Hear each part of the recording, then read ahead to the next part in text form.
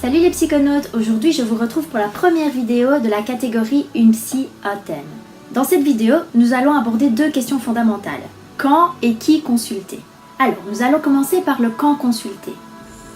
J'ai envie de vous faire une métaphore pour que vous compreniez peut-être quand consulter. Consulter un psychologue, c'est un petit peu comme consulter un médecin. Quand vous êtes malade, par exemple, au départ, vous allez peut-être essayer de vous soigner par vous-même. Vous allez commencer par prendre certaines médications par vous-même. Vous allez attendre que les choses évoluent. Et puis, vous allez voir si les choses évoluent bien. Vous n'irez pas consulter un médecin. Par contre, si vous voyez que les choses empirent ou ne s'améliore pas, là par contre vous allez vous dire il est peut-être temps d'aller consulter un médecin parce que je n'arrive plus à simplement me soigner moi-même et je vois que le problème persiste. Je pense que finalement aller consulter un psychologue ça revient un petit peu au même qu'un médecin. Nous vivons tous des événements difficiles dans notre vie et par moments nous pensons certainement que nous pouvons gérer ces événements par nous-mêmes.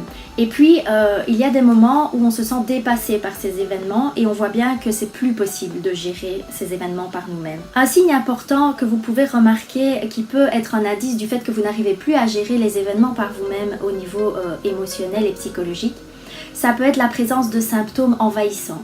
Qu'est-ce que j'entends par symptômes envahissants?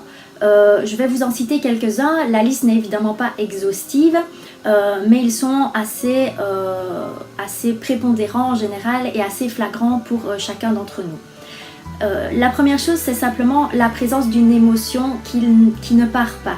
Donc une émotion du style tristesse, colère, voilà, des émotions, je vais dire au départ négatives et qui persistent et qui sont présentes à plusieurs reprises dans la journée.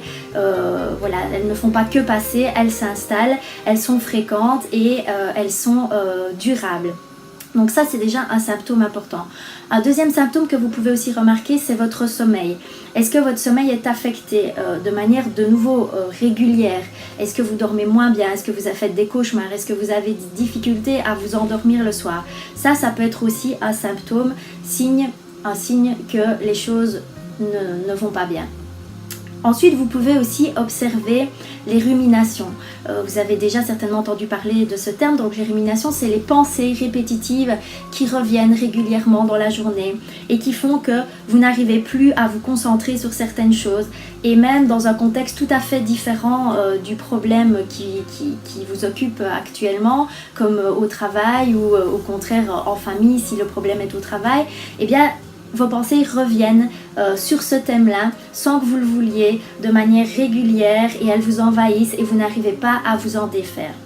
Donc voilà trois exemples de symptômes que l'on peut retrouver et qui sont des signes vraiment que peut-être il est temps d'aller consulter et de se faire aider par quelqu'un. Finalement, tous ces signes démontrent une souffrance donc que vous n'arrivez plus à gérer par vos solutions habituelles. Et donc pour moi, à ce moment-là, c'est peut-être le moment de vous dire, voilà, je vais aller consulter quelqu'un d'extérieur pour m'aider à me dépatouiller de ce problème et d'essayer d'évoluer et de me permettre de retrouver un mieux-être. Alors parfois, vous avez aussi des personnes qui consultent pas forcément pour une souffrance mais parce qu'elles sont en prise avec un questionnement de vie ou sur un problème ou sur une situation qui leur arrive. La souffrance n'est pas énorme mais ils ont besoin de partager ce questionnement et d'avoir un avis extérieur pour y voir plus clair dans ce questionnement. Voilà, ça peut être aussi une raison de consulter. Alors maintenant je vais aborder avec vous le qui consulter.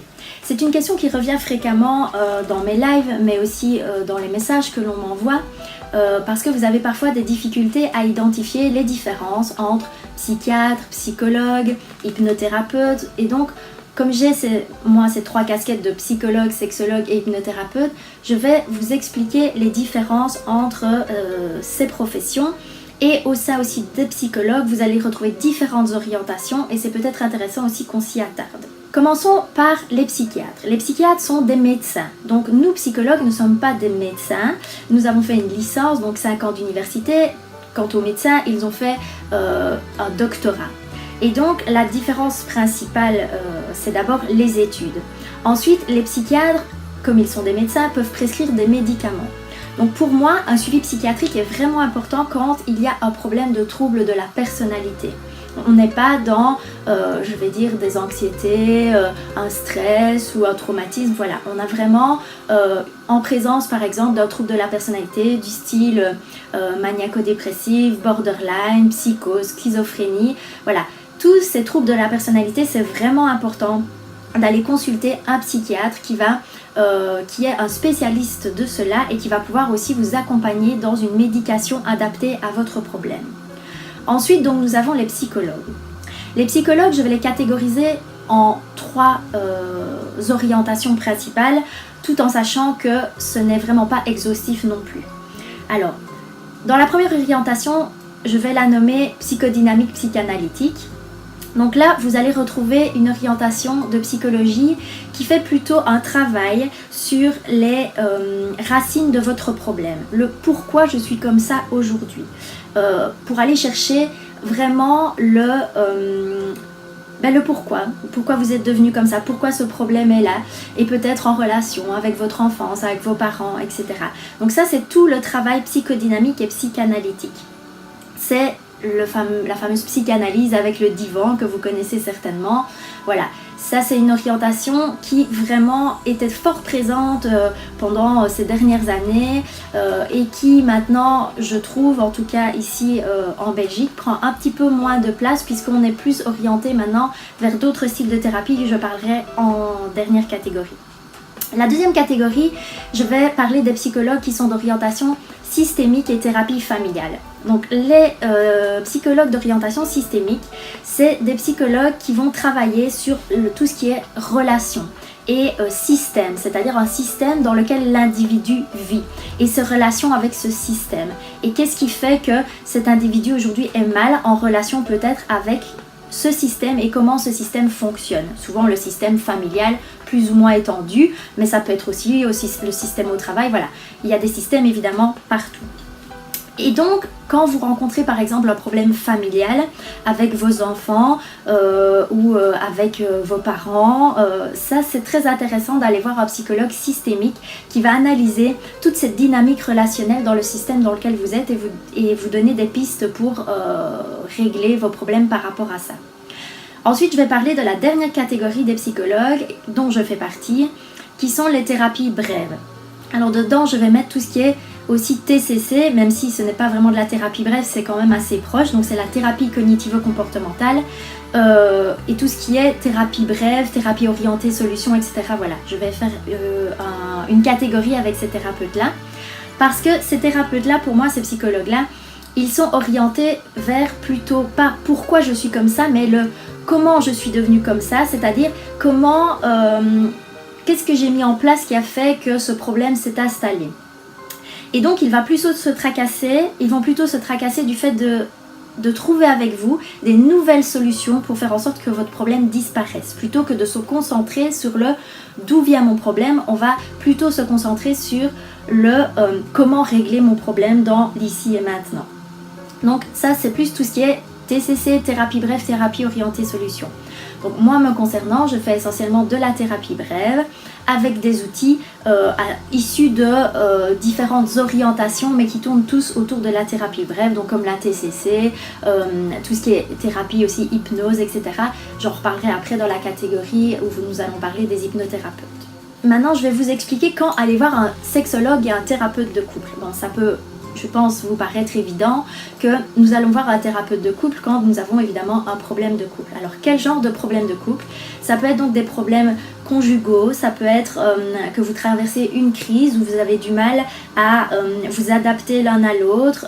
Il y a des crises dans la vie du couple qu'on connaît bien, comme le fait d'avoir des enfants, le fait de se mettre en ménage. Ça peut être aussi quand on arrive à la pension pour un âge un petit peu plus loin. Et donc tous ces événements vont mettre à mal parfois le couple, et donc parfois on n'arrive pas à se réadapter à cette nouvelle situation, et donc on va pouvoir aller voir un thérapeute de couple pour nous aider à traverser cette crise. Alors après, il y a aussi les problèmes donc plutôt sexo.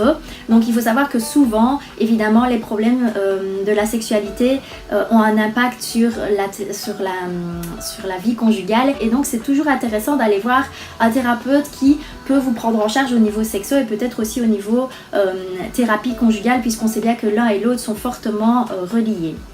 Donc pour les problèmes sexuels, je vais dire que le maître mot, c'est vraiment quand il y a une insatisfaction dans le couple. Voilà, il faut savoir qu'il n'y a pas de normes au niveau sexuel. Ce qui est important, c'est vraiment l'épanouissement de chaque couple. Et donc, il n'y a pas de normes de fréquence de rapport, de fréquence de désir, etc.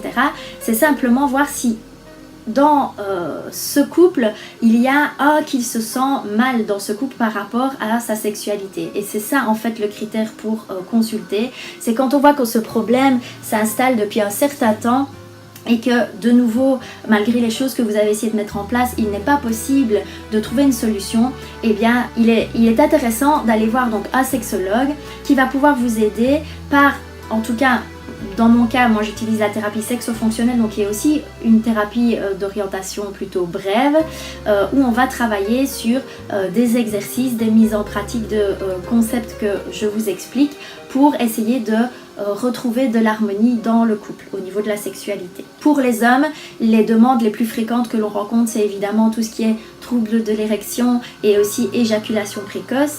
Et pour les femmes, on va retrouver plus des troubles du désir et aussi tout ce qui concerne les dyspareunies, c'est-à-dire les douleurs lors des rapports sexuels. Ça, c'est les principales demandes en sexologie. Il faut savoir que les sexologues ne sont pas forcément psychologues. Il n'est pas du tout nécessaire d'être psychologue pour être sexologue. Donc c'est quelque chose aussi que vous pouvez faire attention, c'est-à-dire regarder si votre sexologue est psychologue. En tout cas, si vous avez envie d'avoir un psychologue, sexologue, dites-vous que ce n'est pas un automatisme. Un sexologue n'est pas forcément psychologue. Alors maintenant, nous allons parler de la dernière catégorie, c'est les hypnothérapeutes.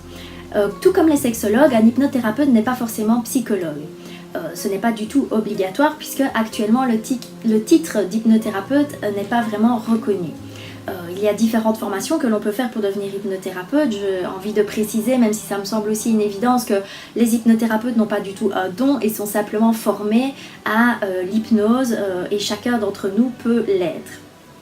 L'hypnothérapie, à quoi est-ce qu'elle va servir? Pour moi, je dis souvent avant tout que je suis psychologue et pas hypnothérapeute, c'est-à-dire que pour moi l'hypnose fait partie de mes outils de psychologue. Mes outils justement que je considère être d'orientation thérapie brève, parce que l'hypnose est une thérapie extrêmement rapide. Donc voilà, dans le cadre en fait d'une hypnothérapie, quand peut-on aller vers une hypnothérapie? Il y a beaucoup d'indications où l'hypnothérapie est très utile. Je ne vais pas toutes les citer, mais je vais vous citer celles qui me semblent être les principales. Pour moi, l'hypnothérapie est vraiment un outil royal pour tout ce qui est traumatisme. Il faut savoir que parler et reparler du traumatisme souvent crée des reviviscences et donc réactive le traumatisme. Donc ce qu'on fait en psychothérapie, c'est parler essentiellement. Et donc l'hypnothérapie va vraiment permettre d'aller rechercher le traumatisme vécu dans l'inconscient et pouvoir le nettoyer profondément.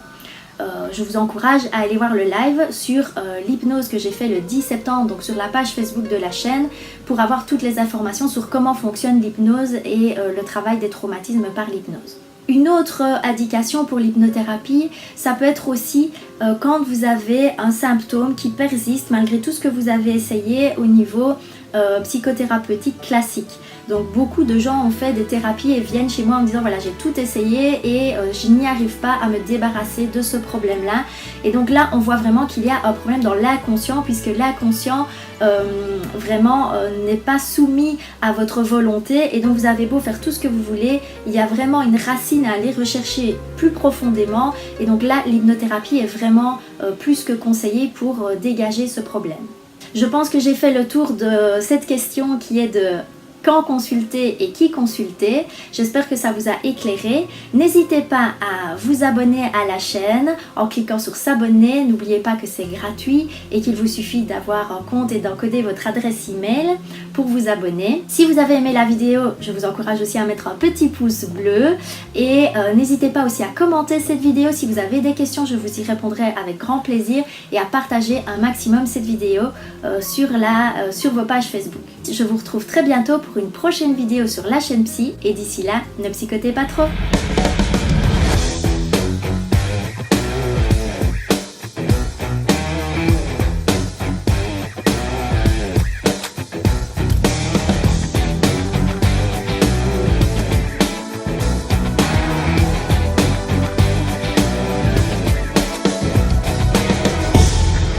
Pour vous abonner à la chaîne, cliquez au centre.